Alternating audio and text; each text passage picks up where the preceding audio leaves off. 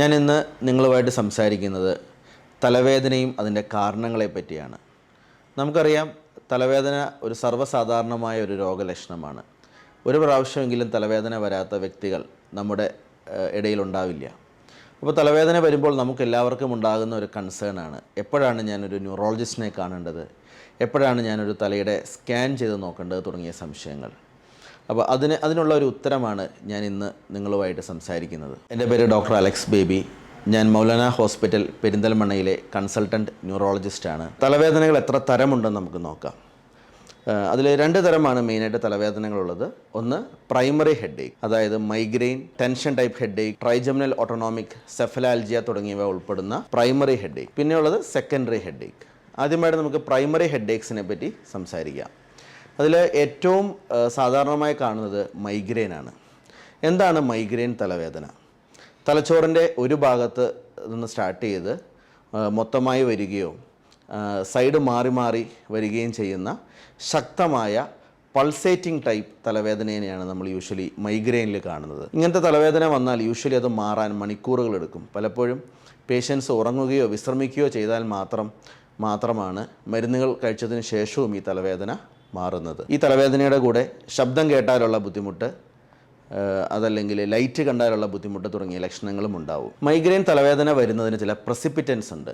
സാധാരണയായി യാത്ര ചെയ്യുക, ഭക്ഷണത്തിൻ്റെ സമയം തെറ്റുക, വെള്ളം കുടി കുറയുക, രാത്രിയിൽ ഉറക്കം കുറയുക, ചില ഭക്ഷണങ്ങൾ, ചീസ്, ചോക്ലേറ്റ്, അങ്ങനെ പല കാരണങ്ങൾ കൊണ്ട് മൈഗ്രെയിൻ ഉണ്ടാവാം. മൈഗ്രെയിൻ രോഗികൾ സാധാരണയായി വേദന ഗുളികകളാണ് ഉപയോഗിക്കുന്നത്. എന്നാൽ മാസത്തിൽ 4 പ്രാവശ്യത്തിൽ കൂടുതൽ തലവേദന വരുന്ന മൈഗ്രെയിൻ രോഗികൾക്ക് സ്ഥിരമായി കഴിക്കുന്ന ന്യൂറോളജി മെഡിസിൻസ് ആവശ്യമാണ്. ഉദാഹരണത്തിന് അമിട്രിപ്റ്റിലിൻ, ടോപ്പിറാമേറ്റ് തുടങ്ങിയ മരുന്നുകൾ വളരെയധികം എഫക്റ്റീവാണ്. ഈ മരുന്നുകൾക്ക് വേദന ഗുളികകളെ അപേക്ഷിച്ച് സൈഡ് എഫക്ട്സ് കുറയുകയും നമ്മളത് ദീർഘകാലം മിനിമം 6 മാസം മുതൽ മുകളിലോട്ട് നമ്മൾ കഴിക്കുകയും ചെയ്താൽ മൈഗ്രെയിന് നമുക്ക് നല്ലൊരു കൺട്രോൾ ലഭിക്കുകയും അങ്ങനെ നല്ല രീതിയിൽ കൺട്രോൾ ചെയ്ത് മരുന്ന് നിർത്തിയതിന് ശേഷം നമ്മൾ ഈ പ്രിസിപിറ്റേറ്റിംഗ് ഫാക്ടേഴ്സിനെ കൺട്രോൾ ചെയ്തുകൊണ്ട് നമുക്ക് മുന്നോട്ട് പോകാൻ സാധിക്കുകയും ചെയ്യും. എന്നാൽ ചില പേഷ്യൻസ് ഇങ്ങനെ വേദന ഗുളികൾ അമിതമായി മൈഗ്രെയിൻ തലവേദനയുള്ളവർ ദുരുപയോഗിക്കുമ്പോൾ അപ്പോൾ ഉണ്ടാകുന്ന തലവേദനയാണ് മെഡിക്കേഷൻ ഓവർ യൂസ് ഹെഡേക്ക്. ഇത് കുറച്ച് ബുദ്ധിമുട്ടുള്ള ഒരവസ്ഥയാണ്. ഇതിൽ വേദന സംഹാരികളുടെ അമിത ഉപയോഗം മൂലം ഉണ്ടാകുന്ന തലവേദന അടിക്കടി ഉണ്ടാവുകയും വേദന ഗുളികകളോടുള്ള അതിൻ്റെ എഫക്റ്റീവ്നെസ് കുറയുകയും ചെയ്യുന്നു. അങ്ങനെയുള്ള സാഹചര്യങ്ങൾ അത് ട്രീറ്റ് ചെയ്യാൻ വളരെ ബുദ്ധിമുട്ടാണ്. അതുകൊണ്ട് തന്നെ മൈഗ്രെയിൻ രോഗികൾ മേൽ പറഞ്ഞ രീതിയിലുള്ള വേദന സംഹാരികൾ അമിതമായി ഉപയോഗിക്കേണ്ടി വരികയാണെങ്കിൽ സ്ഥിരമായിട്ടുള്ള ന്യൂറോളജി മെഡിസിൻസ് കഴിച്ച് മൈഗ്രെയിനിൽ നിന്ന് മുക്തി തേടേണ്ടതാണ്. പിന്നെയുള്ള തലവേദനയാണ് ടെൻഷൻ വാസ്കുലാർ ഹെഡേക്ക്. അത് തലച്ചോറിൻ്റെ ചുറ്റുമുള്ള പേശികൾക്കുണ്ടാകുന്ന സമ്മർദ്ദം മൂലമുണ്ടാകുന്ന തലവേദനയാണ്. സാധാരണ ഈ പേഷ്യൻസ് നെറ്റിയുടെ ഭാഗത്തൊരു ബാൻഡ് കെട്ടിയതുപോലൊരു അസ്വസ്ഥത പറയും. ഇതിനെ എങ്ങനെ മൈഗ്രെയിനിൽ നിന്ന് മനസ്സിലാക്കാം, ഇതിനെ തിരിച്ചറിയാമെന്ന് ചോദിച്ചാൽ, ടെൻഷൻ ഹെഡേക്കിൽ സാധാരണയായി പേഷ്യൻസിന് ഛർദിയോ അല്ലെങ്കിൽ മുന്നേ പറഞ്ഞതുപോലെ ശബ്ദത്തിനോടുള്ളതോ ലൈറ്റിനോടുള്ളതോ ആയിട്ടുള്ള റിയാക്ഷൻസോ ഒന്നും ഉണ്ടാവില്ല. അതുപോലെ തന്നെ മൈഗ്രെയിൻ രോഗികൾക്ക് അവരുടെ ദൈനംദിന കാര്യങ്ങൾ, ജോലികളൊക്കെ ചെയ്യുമ്പോൾ തലവേദന കൂടാൻ സാധ്യതയുണ്ട്. എന്നാൽ ടെൻഷൻ ഹെഡേക്കുള്ള രോഗികൾക്ക് ചെറിയ ജോലികളൊക്കെ ചെയ്ത് അത് മുന്നോട്ട് കൊണ്ടുപോകാൻ സാധിക്കും. മൂന്നാമത്തെ തരം പ്രൈമറി ഹെഡേക്കാണ് ട്രൈജമിനൽ ഓട്ടോണോമിക് സെഫലാൽജിയ. ഇത് ഒരു സൈഡ് ലോക്ക്ഡ് ഹെഡേക്കാണ്. അതായത് തലയുടെ ഏതെങ്കിലും ഒരു ഭാഗത്ത് മാത്രമായിട്ട് വരുന്നു. അത് സാധാരണയായി 3 മണിക്കൂർ, അരമണിക്കൂർ മുതൽ 3 മണിക്കൂർ വരെയാണ് അതിൻ്റെ ദൈർഘ്യം. അതിൻ്റെ കൂടെ ഓട്ടോണോമിക് സിംറ്റംസ് ആയിട്ടുള്ള മൂക്കിൽ നിന്ന് വെള്ളം വരിക, കണ്ണിൽ നിന്ന് വെള്ളം വരിക, അല്ലെങ്കിൽ കണ്ണ് ചുവക്കുക, കൺപോള പതിയെ അടയുക എന്നീ സിംറ്റംസും ഇതിൻ്റെ കൂടെ ഉണ്ടാകാറുണ്ട്. ഇനി നമുക്ക് സെക്കൻഡറി ഹെഡേക്സിനെ പറ്റി സംസാരിക്കാം. ഏറ്റവും കോമൺ ആയിട്ട് നമ്മൾ സെക്കൻഡറി ഹെഡേക്ക് കാണുന്നത് ഇൻഫെക്ഷൻസിലാണ്. അതായത് നമുക്കറിയാം, ഏതെങ്കിലും ഒരു പനി, അത് വൈറൽ ഫീവർ ആവാം, അല്ലെങ്കിൽ ഒരു വൈറലൊരു ഇൻഫെക്ഷൻ, ലൂസ് സ്റ്റൂൾസ് ഉള്ള ഒരു പേഷ്യൻസിനാവാം. ഇങ്ങനെയുള്ള ഇൻഫെക്ഷൻസ് ശരീരത്തിൽ വരുമ്പോൾ അതിൻ്റെ ഭാഗമായിട്ട് തലവേദന ഉണ്ടാവാറുണ്ട്. അതിനെ നമ്മൾ സിസ്റ്റമിക് ഇൻഫെക്ഷൻ റിലേറ്റഡ് ഹെഡേക്ക് എന്ന് വിളിക്കും. സാധാരണയായി ഇൻഫെക്ഷൻസ് നമ്മൾ ട്രീറ്റ് ചെയ്യുമ്പോൾ അതിൽ വ്യത്യാസങ്ങൾ വരുമ്പോൾ ഈ തലവേദന മാറേണ്ടതാണ്. കൂടുതലായിട്ടുള്ള ടെസ്റ്റുകളും തലയുടെ സ്കാനുകളൊന്നും സാധാരണ ഈ തലവേദനകളിൽ ആവശ്യമായി വരാറില്ല. തീർച്ചയായിട്ടും മാറുന്നില്ല, വേറെ എന്തെങ്കിലും ലക്ഷണങ്ങൾ കാണിക്കുന്നുണ്ടെങ്കിൽ തീർച്ചയായും നമ്മൾ ടെസ്റ്റുകൾ ചെയ്യേണ്ടതായിട്ട് വരും. എന്തൊക്കെയാണ് തലവേദനയിലെ റെഡ് ഫ്ലാഗ്സ് അല്ലെങ്കിൽ അപായ സൂചനകളെന്ന് നമുക്ക് നോക്കാം.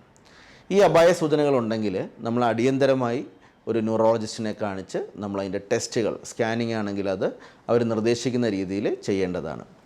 ഒന്നാമതായിട്ട് തലവേദനയുള്ള പേഷ്യൻസിന് അതിൻ്റെ കൂടെ കൂടുതലായിട്ടുള്ള വെയിറ്റ് ലോസ്, മാറാത്ത പനി നീണ്ടു നിൽക്കുന്നു, വിശപ്പ് കുറവ്, ഇങ്ങനെയുള്ള സിംറ്റംസ് ഉണ്ടെങ്കിൽ അത് തലച്ചോറിലെ അണുബാധ, ഉദാഹരണത്തിന് ട്യൂബർക്ലോസിസോ അതല്ലെങ്കിൽ തലച്ചോറിൻ്റെ ക്യാൻസർ, ഇതിൻ്റെയൊക്കെ ലക്ഷണങ്ങളാവാൻ സാധ്യതയുണ്ട്. പിന്നെ തലവേദനയുടെ കൂടെ ന്യൂറോളജിക്കൽ സിംറ്റംസ്, അതായത് തലവേദനയുള്ള പേഷ്യൻസിന് ബലക്കുറവുണ്ടാവുക, ഒരു സൈഡ് തരിച്ചിരിക്കുക, രണ്ടായി കാണുക, അല്ലെങ്കിൽ ഓർമ്മക്കുറവുണ്ടാവുക, അല്ലെങ്കിൽ അബോധാവസ്ഥ, ഇങ്ങനെയുള്ള ലക്ഷണങ്ങളുണ്ടെങ്കിലും അത് ഒരു അപായ സൂചനയാണ്.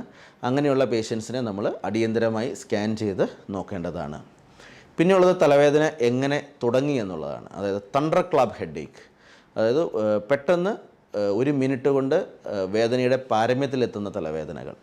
ഇത് സാധാരണയായി നമ്മൾ സബ് അരക്കിനോയ്ഡ് ഹെമറേജ് എന്ന് പറയുന്ന അതിതീവ്രമായ ഒരു രോഗത്തിലാണ് നമ്മളത് കാണുന്നത്. അതിൻ്റെ സൂചനയാണ് ഈ തലവേദനയെങ്കിൽ നമ്മൾ ഉടനെ തന്നെ സ്കാൻ ചെയ്ത് തലച്ചോറിലെ രക്തക്കൊഴലുകളിലുണ്ടാകുന്ന കുമിളകളായിട്ടുള്ള അന്യൂറിസംസ് ആണ് അതിൻ്റെ കാരണമെങ്കിൽ അത് നമുക്ക് ട്രീറ്റ് ചെയ്ത് പൂർണ്ണമായി നമുക്ക് മാറ്റാൻ സാധിക്കുന്നവയാണ്. പിന്നെ ഒരു പ്രായത്തിന് ശേഷം 50 വയസ്സിന് ശേഷമോ 60 വയസ്സിന് ശേഷമോ ആദ്യമായി തലവേദന സ്റ്റാർട്ട് ചെയ്യുന്ന വ്യക്തികൾ, നമുക്കറിയാം സാധാരണയായി ഈ പ്രൈമറി ഹെഡേക്സ് ആയിട്ടുള്ള മൈഗ്രെയിനും ടെൻഷൻ ടൈപ്പ് ഹെഡേക്കും ഒക്കെ ചെറുപ്പത്തിലേ തുടങ്ങുന്നതാണ്. വളരെ ചുരുക്കം വ്യക്തികളിലാണ് നമ്മളത് 60 വയസ്സിന് ശേഷമൊക്കെ തുടങ്ങുന്ന രീതിയിൽ കാണുന്നത്. അതുകൊണ്ട് ഇങ്ങനെയുള്ള പ്രായമുള്ള വ്യക്തികളുടെ തലവേദനകൾ തുടങ്ങുമ്പോൾ അതും ഒരു അപായ സൂചനയാണ്. അങ്ങനെയുള്ള റെഡ് ഫ്ലാഗാണ്. അങ്ങനെയുള്ള പേഷ്യൻസിന് നമ്മൾ അവർക്ക് ജയൻറ്റ് സെൽ ആർട്ടറൈറ്റിസ് എന്ന് പറയുന്ന തലച്ചോറിന് രക്തധമനികളിൽ നീർക്കെട്ടുണ്ടാകുന്ന ജയൻറ്റ് സെൽ ആർട്ടറൈറ്റിസിനുള്ള ടെസ്റ്റുകൾ ചെയ്യണം. അതല്ലെങ്കിൽ അതും ഈ പറഞ്ഞതുപോലെ തലച്ചോറിലെ ട്യൂമറോ അല്ലെങ്കിൽ ന്യൂറോ ഇൻഫെക്ഷൻസോ ആണോ എന്നുള്ളത് നമ്മൾ ടെസ്റ്റ് ചെയ്ത് നോക്കേണ്ടതാണ്. പിന്നെ നമ്മൾ തലവേദനയിൽ ശ്രദ്ധിക്കേണ്ട കാര്യം പാറ്റേൺ ചേഞ്ച്. അതായത് സ്ഥിരമായി മൈഗ്രെയിൻ ഉള്ളൊരു വ്യക്തിക്ക് ആ തലവേദന വരുന്നതിനൊരു പാറ്റേൺ ഉണ്ടാവും. അതിൽ നിന്ന് മാറി വിട്ടുമാറാത്ത രീതിയിൽ തലവേദന വരുന്നുണ്ടെങ്കിൽ അത് മറ്റൊരു തലവേദനയുടെ കാരണമാവാം. അങ്ങനെയുള്ള കേസുകളിൽ നമ്മൾ മൈഗ്രെയിൻ ആണെന്ന് വിചാരിച്ച് അതിന് മരുന്നുകൾ കഴിച്ചുകൊണ്ട് വെയിറ്റ് ചെയ്യാതെ നമ്മൾ ഉടനെ തന്നെ ടെസ്റ്റുകൾ ചെയ്ത് നോക്കി വേറെ എന്തെങ്കിലും രോഗങ്ങളുടെ ഭാഗമായിട്ട് വന്ന ചേഞ്ച് ആണോ എന്ന് മനസ്സിലാക്കി നമ്മൾ ട്രീറ്റ് ചെയ്യേണ്ടതാണ്. പിന്നെയുള്ളത് ചില വ്യക്തികൾക്ക് ചുമയ്ക്കുമ്പോഴോ അല്ലെങ്കിൽ എക്സസൈസ് ചെയ്യുമ്പോഴോ ഉണ്ടാകുന്ന തലവേദനകൾ. ഇങ്ങനെയുള്ള തലവേദനകൾ സാധാരണയായി തലച്ചോറിൻ്റെ പിൻഭാഗത്തുണ്ടാകുന്ന അർണോൾഡ് ചിയാരി മാൽഫർമേഷൻ മുതലായ രോഗങ്ങളുടെ ഭാഗമായിട്ടാണ് സാധാരണ ഉണ്ടാകുന്നത്. അങ്ങനെയുള്ള വ്യക്തികളിൽ നമ്മൾ സ്കാൻ ചെയ്ത് അതിൻ്റെ കാരണം നമ്മൾ കണ്ടെത്തിയാൽ നമുക്കത് ട്രീറ്റ് ചെയ്ത് മാറ്റാൻ സാധിക്കുന്നവയാണ്. അടുത്തതായി പൊസിഷണൽ ഹെഡേക്ക്, അതായത് നമ്മൾ കിടക്കുമ്പോൾ കൂടുതലായിട്ട് വേദനിക്കുന്നു, അല്ലെങ്കിൽ എണീറ്റിരിക്കുമ്പോൾ മാത്രം തലവേദന ഉണ്ടാകുന്നു. അങ്ങനെയുള്ള കണ്ടീഷൻസ് സാധാരണ തലച്ചോറിൻ്റെ പ്രഷർ വേരിയേഷൻ കാരണമുണ്ടാകുന്ന തലവേദനകളാണ്. എണീറ്റിരിക്കുമ്പോൾ മാത്രമാണ് തലവേദനയെങ്കിൽ അത് SIH അല്ലെങ്കിൽ സ്പോണ്ടേനിയസ് ഇൻട്രാക്രൈനൽ ഹൈപ്പോടെൻഷൻ എന്ന് പറയുന്ന രോഗത്തിൻ്റെ ലക്ഷണമാവാം. പിന്നെയുള്ളത് ഇഡിയോപ്പതിക് ഇൻട്രാക്രൈനൽ ഹൈപ്പർ ടെൻഷൻ, അതായത് തലച്ചോറിനുള്ളിൽ പ്രഷർ കൂടുന്ന ഒരു അസുഖത്തിൻ്റെ ഭാഗമായിട്ട് തലവേദന വരികയാണെങ്കിൽ നമ്മൾ കൂടുതലായി കിടക്കുമ്പോഴാണ് നമുക്ക് തലവേദനയുടെ ബുദ്ധിമുട്ടുകൾ അനുഭവപ്പെടുക. പിന്നെയുള്ളത് കണ്ണ് മങ്ങൽ. നമ്മൾ കണ്ണ് ഡോക്ടറെ കാണിക്കുമ്പോൾ അവർ പറയുന്നു കണ്ണിൽ നീർക്കെട്ടുണ്ട്, കണ്ണിൻ്റെ ഞരമ്പിൽ പാപ്പിലെഡീമ. അതും കണ്ണിൻ്റെ ഞരമ്പ് തലച്ചോറിൻ്റെ ഭാഗമായതുകൊണ്ട് കണ്ണിൻ്റെ ഞരമ്പിലുള്ള നീർക്കെട്ട് തലച്ചോറിനുള്ളിലെ പ്രഷറിൻ്റെ ലക്ഷണമാണ്. അതും ഒരു റെഡ് ഫ്ലാഗാണ്. അങ്ങനെയുള്ളപ്പോഴും നമ്മൾ അടിയന്തരമായി ഡോക്ടറെ കണ്ട് തല സ്കാൻ ചെയ്ത് നോക്കേണ്ടതാണ്. പിന്നെയുള്ളത് ഗർഭിണികളുടെ തലവേദന വരുമ്പോൾ എല്ലാ തലവേദനകളും ബുദ്ധിമുട്ടുണ്ടാക്കുന്നതാവണം എന്നില്ല. എങ്കിലും തലവേദന മാറുന്നില്ല, വേറെ ഇൻഫെക്ഷൻസോ അങ്ങനെയൊന്നും കാണുന്നില്ലെങ്കിൽ ഒരു പക്ഷേ അത് ഗർഭിണികളിലെ അനിയന്ത്രിതമായ BP കൊണ്ടുണ്ടാകുന്നതാവാം. അതല്ലെങ്കിൽ ഗർഭാവസ്ഥയിൽ നമ്മൾ സാധാരണമായി കാണപ്പെടുന്ന CVT പോലെയുള്ള ഗുരുതര തലവേദനകളുടെ ലക്ഷണമാവുകയും ചെയ്യാം. അവസാനമായി HIV രോഗികൾ, അതല്ലെങ്കിൽ ഇമ്മ്യൂണോ സപ്രസൻസ്, അതായത് നമ്മൾ പ്രതിരോധശേഷി കുറയ്ക്കാൻ വേണ്ടി കഴിക്കുന്ന മരുന്നുകൾ പല വാതരോഗങ്ങളിലും പല ഓട്ടോ ഇമ്മ്യൂൺ ഡിസീസസിലും സാധാരണ ഈ പേഷ്യൻസിന് ഇമ്മ്യൂണോ സപ്രസൻസ് കൊടുക്കാറുണ്ട്.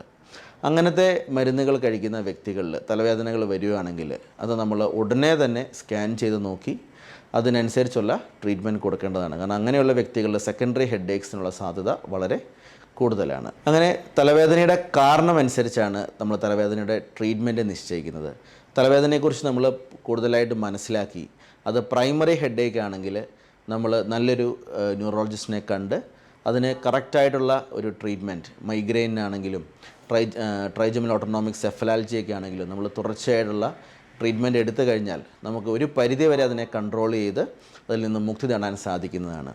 ഇനി അതൊരു സെക്കൻഡറി ഹെഡ് ഏക്സ്, ഞാൻ ഈ പറഞ്ഞ ഏതെങ്കിലും ഒരു റെഡ് ഫ്ലാഗ്സ് ഉണ്ടെങ്കിൽ തീർച്ചയായും അടിയന്തരമായി നമ്മൾ ഡോക്ടറെ കാണുകയും ടെസ്റ്റുകൾ ചെയ്ത് അത് എന്തുകൊണ്ടാണ് ഈ തലവേദന ഉണ്ടായിരിക്കുന്നതെന്ന് മനസ്സിലാക്കി ആ കാരണത്തെ നമ്മൾ ചികിത്സിക്കുകയും ചെയ്യുമ്പോഴാണ് നമുക്ക് അതിൽ നിന്ന് മുക്തി നേടാൻ സാധിക്കുന്നത്. ഇനി കൂടുതൽ എന്തെങ്കിലും അറിയണമെങ്കിൽ താഴെ കാണുന്ന നമ്പറിൽ കോൺടാക്റ്റ് ചെയ്യാവുന്നതാണ്. Thank you.